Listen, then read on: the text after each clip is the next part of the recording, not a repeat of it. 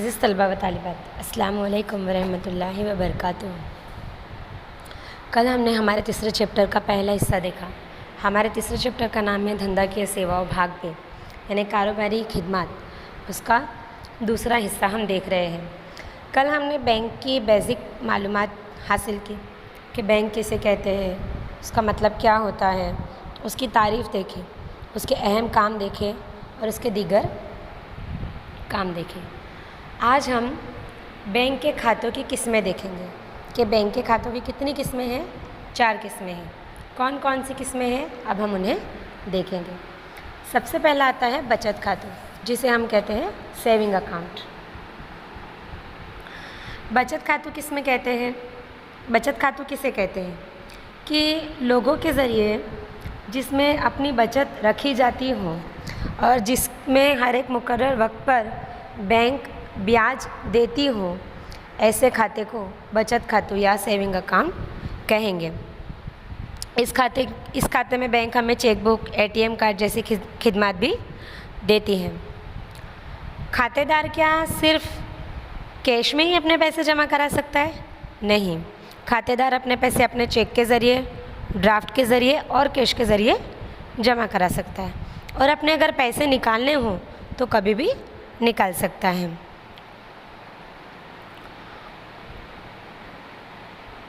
मगर इसमें कम से कम पैसे रखने की कुछ ना कुछ शर्त बैंक रखती है और इसमें 1 महीने में आप कम से कम या ज़्यादा से ज़्यादा, कम से कम 1 मरतबा और ज़्यादा से ज़्यादा 3 मरतबा आप सेविंग अकाउंट से पैसे निकाल सकते हो। बचत खातों यानी सेविंग अकाउंट के ज़रिए बैंकों को बड़ी तादाद में पैसे हासिल होते हैं, जिससे बैंक अपने आगे के काम को पूरा करते हैं। इसके बाद हम खाते की दूसरी किस्म देखेंगे, जिसका नाम है चालू खाते, जिसे हम उर्दू में कहेंगे मौजूदा अकाउंट। किसी अफराद या किसी कारोबारी इकाई के नाम पर हम इस खाते को खोल सकते हैं। इस किस्म के खाते में बैंक किसी भी तरीके का ब्याज नहीं देती, बल्कि बैंक चार्जेस यानी बैंक अपने हर एक मुकर्रर वक्त के चार्ज वसूल करती हैं। ज़्यादातर ऐसा होता है कि जो खाता है ये कारोबारी अफराद खोलते हैं। क्यों? क्योंकि इसमें पैसे रखने की भी कोई लिमिटेशंस नहीं होती, आप जितनी बार चाहो उतनी बार पैसे रख सकते हो, और पैसे निकालने की भी कोई लिमिटेशंस नहीं होती, आप जितनी बार चाहो उतनी बार पैसे निकाल सकते हो। उसके बाद आता है रिकरिंग खातों, जिसको हम उर्दू में कहेंगे दोबारा खोले जाने वाला अकाउंट। रिकरिंग खातों बचत के मकसद से खोला जाता है, जिसमें हर महीने पर मुकर्रर वक्त पर मुकर्रर रकम जमा करनी होती है। किसे? खातेदार को। जब हमारा मुकर्रर वक्त पूरा हो जाता है तो बैंक हमारे ब्याज के साथ हमें हमारी मुद्दल लौटा देते हैं। इसके बाद हमारा चौथा अकाउंट होता है बांधी मुद्दत नु खाते, जिसको हम उर्दू में कहेंगे बंधा हुआ अकाउंट।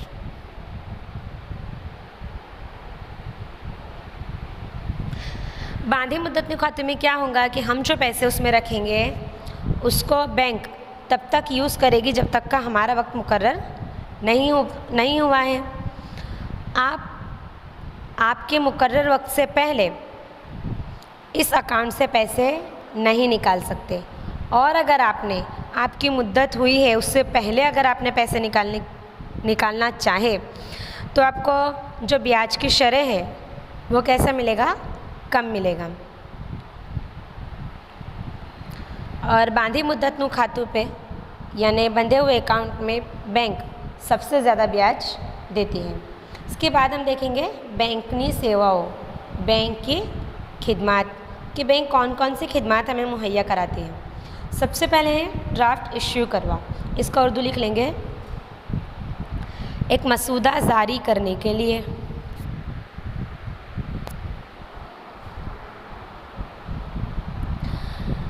सबसे पहले तो हम ये समझें कि ड्राफ्ट यानी क्या। ड्राफ्ट यानी किसी एक बैंक किसी दूसरे बैंक के नाम चेक लिखे उसे कहेंगे ड्राफ्ट। ड्राफ्ट में क्या होगा, जो अफराद है उसके नाम का जिक्र किया जाएगा और बैंक को ये हुक्म दिया जाएगा कि आपको इस अफराद को जो पैसे हमने लिखे उतने पैसे देने हैं।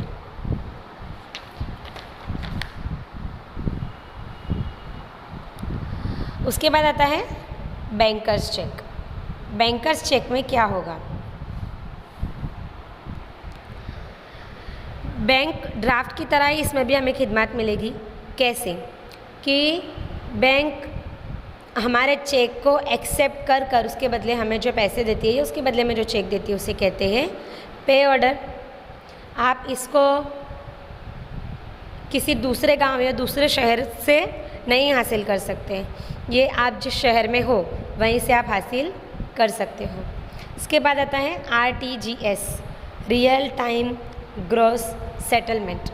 ये आपका IMP क्वेश्चन है 3 मार्क्स में।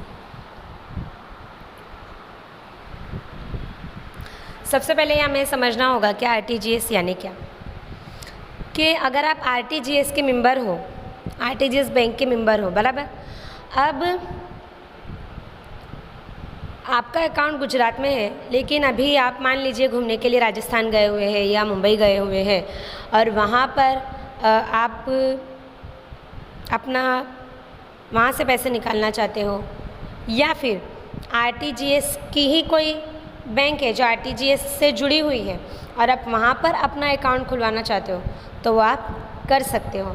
यानी भारत में ही, सिर्फ भारत में ही आप दूसरी जगह पर अकाउंट खुला सकते हो जो बैंक RTGS से जुड़ी हुई हो।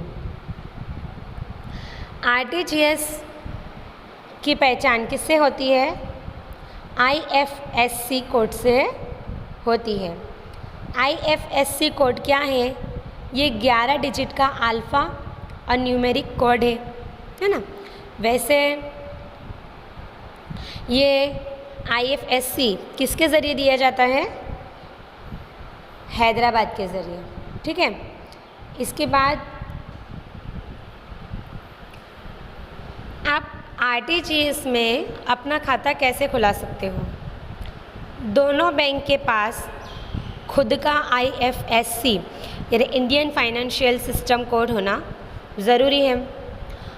RBI के नियम के मुताबिक, रिज़र्व बैंक ऑफ इंडिया के नियम के मुताबिक आप RTGS पद्धति में, RTGS के तरीके में 2 लाख या उससे ज़्यादा की रकम जमा करवा सकते हो।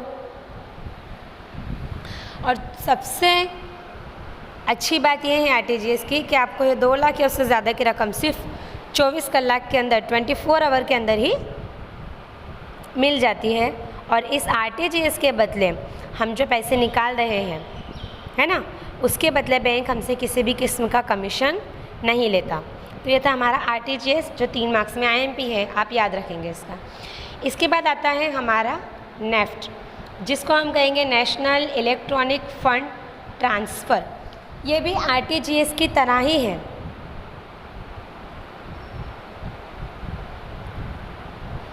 इसमें भी आप पूरे मुल्क में कहीं पर भी अगर नेफ्ट मेंबरशिप वाली कोई बैंक है तो वहाँ पर अपने पैसे निकाल सकते हो या अपने पैसे जमा करवा सकते हो। लेकिन इसका जो इंतज़ाम है वो कैसे होगा? ऑनलाइन। इसमें भी आपको IFSC कोड दिया जाएगा। लेकिन पहले हमने RTGS में क्या देखा? आप उसमें 2 लाख या उससे ज़्यादा की रकम जमा करा सकते थे, लेकिन नेफ्ट में आप ज़्यादा से ज़्यादा सिर्फ 2 लाख जमा करा सकते हो, उससे ज़्यादा नहीं करा सकते।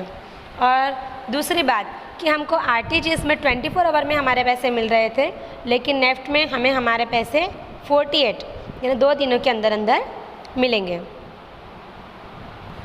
इसके बाद आता है हमारा IFSC कोड। IFSC कोड जैसे मैंने आपसे अभी ही कहा कि ये 11 डिजिट का अल्फ़ा और न्यूमेरिक कोड होता है। इसके ज़रिए क्या होगा? इसके ज़रिए 50,000 या उससे ज़्यादा की रकम आप बैंक से आसानी से निकाल सकते हो। IFSC कोड हर बैंक का अलग होता है और हर एक बैंक अपने IFSC कोड की वजह से ही जानी जाती है, ये आप याद रखोगे। इसके बाद आएगा हमारा bank overdraft and cash credit. Bank overdraft यानी क्या? अगर कोई व्यापारी है और उसका चालू खातू, उसका करंट अकाउंट है बैंक के अंदर, अब उसके अकाउंट में 1 लाख रुपए जमा है, लेकिन आज उसे ज़रूरत है 1.5 लाख रुपए की, तो बैंक क्या करेंगी? उसे 1.5 लाख रुपए दे देंगी, लेकिन जो 50,000 रुपये उसे एक्स्ट्रा दिए हैं वो बैंक वापस लेने के लिए उस व्यापारी को एक मुकर्रर वक्त दे देगी कि आपको 3 दिन में जमा करवाने हैं, 5 दिन में जमा करवाने हैं, 8 दिन में जमा करवाने, और उस 50,000 के ऊपर बैंक उस व्यापारी से मुकर्रर ब्याज भी लेंगी। ये हुआ आपका बैंक ओवरड्राफ्ट। अब कैश क्रेडिट यानी क्या? कैश क्रेडिट किसे कहते हैं कि व्यापारी कारोबारी मकसद से या कारोबारी तरक्की के मकसद से बैंक से पैसे उधार ले, उसे कहते हैं कैश क्रेडिट। ये भी सेम ओवरड्राफ्ट जैसा है। इसमें भी बैंक क्या करती है? जो पैसे दिए हैं उसके बदले व्यापारी से ब्याज लेती है। इसके बाद हमारा 7वां पॉइंट है लोन। बैंक हमारी ये खिदमत भी करती है ना लोन की। लोन मुझे आपको कहने की ज़रूरत ही नहीं है कि बैंक हमें पैसे उधार देने का काम भी करती है, जिसे हम कहेंगे लोन। हमें लोन किस किस वजह से मिल सकता है?